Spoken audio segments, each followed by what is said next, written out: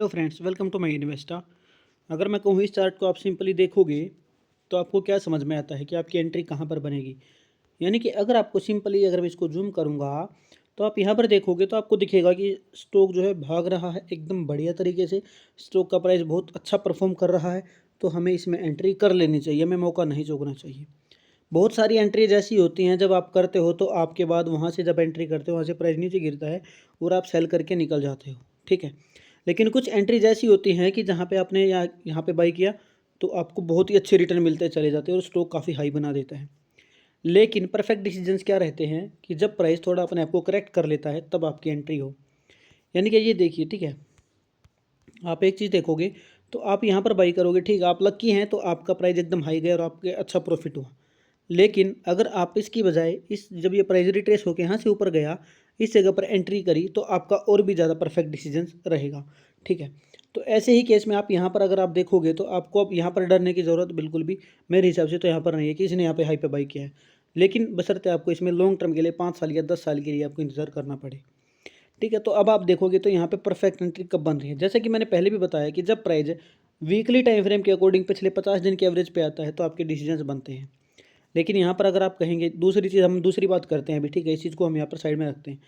इस जगह को देखते हैं, इस पैटर्न को देखते हैं, ठीक है। यहाँ से पहली आपकी एवरेजिंग का मार्क आप इस लाइन पे करेंगे, ठीक है। उसके बाद दूसरा डिसीजन क्या रहेगा कि यहाँ पे इसमें एंट्री कैसे करी जाए। तो इसमें आपकी एंट्री जो है इस बात को देखते हुए आपकी एंट्री शॉर्ट टर्म की बनेगी, ठीक है। शॉर्ट टर्म की कैसे बनेगी, आपको इसको फिर डेली टाइम फ्रेम में यूज़ कर लेना है। डेली टाइम फ्रेम में जैसे आप इसको कन्वर्ट करोगे तो आपको एक चीज़ समझ में आएगी कि पिछले 50 दिन के एवरेज पे बार बार प्राइस आ रहा है। जो पाथ आपको मैंने दिखाया वो पाथ आप यहाँ पर देखोगे तो एक जगह पे एंट्री, 2 जगह, 3 जगह, कितनी सारी एंट्रीज आपकी बन गई शॉर्ट टर्म के लिए, ठीक है। ये आप देख सकते हैं।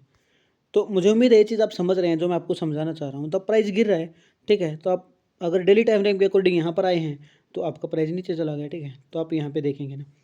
लेकिन उसके लिए आपको क्या रहना पड़ेगा, डेली टाइम फ्रेम के अकॉर्डिंग आपको स्टॉप लॉस जरूरी हो जाता है, क्योंकि डेली टाइम फ्रेम 1 महीने के लिए या 2 महीने के लिए मैक्सिमम यहाँ पर आप देख सकते हैं। इसके अलावा ज़्यादा वेट नहीं कर सकते। 20 कैंडल सफिशिएंट होती हैं मैक्सिमम, ठीक है।